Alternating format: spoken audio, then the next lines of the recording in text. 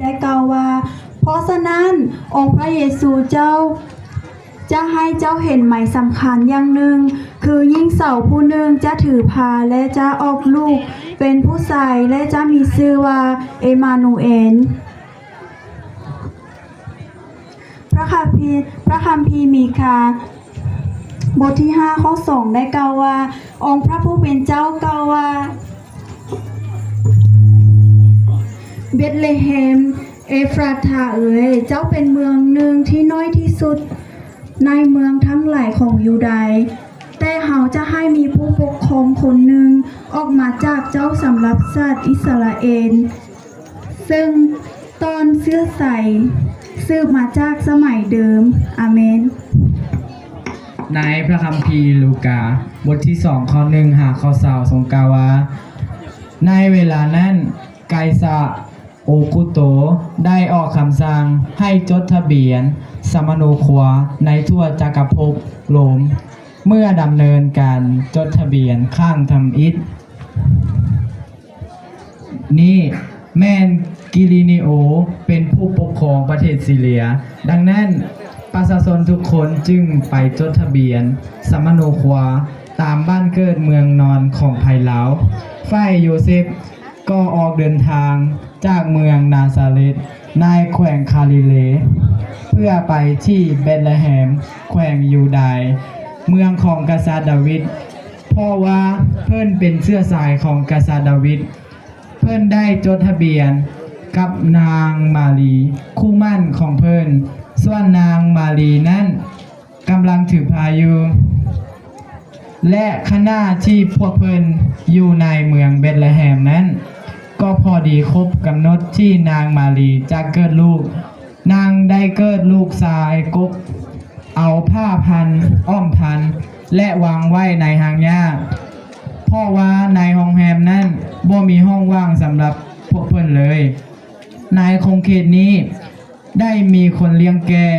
ที่อยู่ตามทุ่งนอนเฝ้าฝูงแกะของพวกเขาในเวลากลางคืนมีเทวดาตนหนึ่งขององค์พระผู้เป็นเจ้าได้ปรากฏแก่พวกเขาและพระรัศมีขององค์พระผู้เป็นเจ้าก็ส่องแจ้งอ้อมรอบพวกเขาดังนั้นพวกเขาจึงตกใจย่านหลายแต่เทวดาตนนั้นได้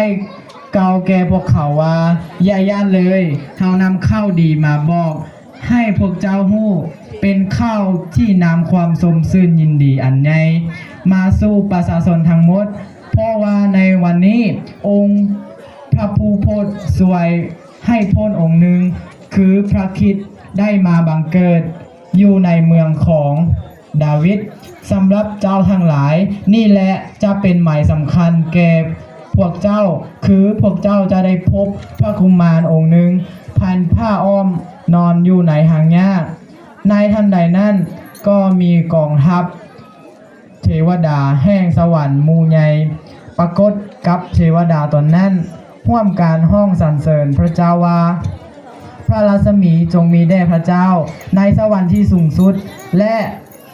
ที่แผ่นดินโลกจงมีสันติสุขแก่มนุษย์ทางปวงผู้ที่พระองค์ทรงพอพระทัยนั้นเมื่อฝูงเทวดาเหล่านั้นจากพวกเขาขึ้นสู่สวรรค์แล้วพวกผู้เลี้ยงแกะได้เว้ากันว่าให้พวกเขาพากันไปเมืองเบธเลเฮมท่อไปเบิ่งเหตุการณ์ที่ได้เกิดขึ้นตามที่องค์พระผู้เป็นเจ้าได้บอกให้พวกเขาฮู้นั้นพวกเขาจึงรีบไปและพบมารีกับโยเซฟและเห็นพระกุมารนอนอยู่ในหางหญ้าเมื่อพวกผู้เลี้ยงแกะพบพระกุมารแล้วพวกเขาก็เล่าเรื่องตามที่พวกเขาได้ยินถึงพระกุมารนั้นทุกคน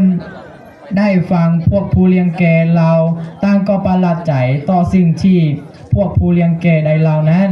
ฝ่ายมารีก็จดจำเรื่องเหล่านี้ทั้งหมดไว้และคิดหำเพิงอยู่ในใจแล้วพวกผู้เลี้ยงแกะก็กลับคืนไปห้องเพลงสรรเสริญพระเจ้าในทุกสิ่ง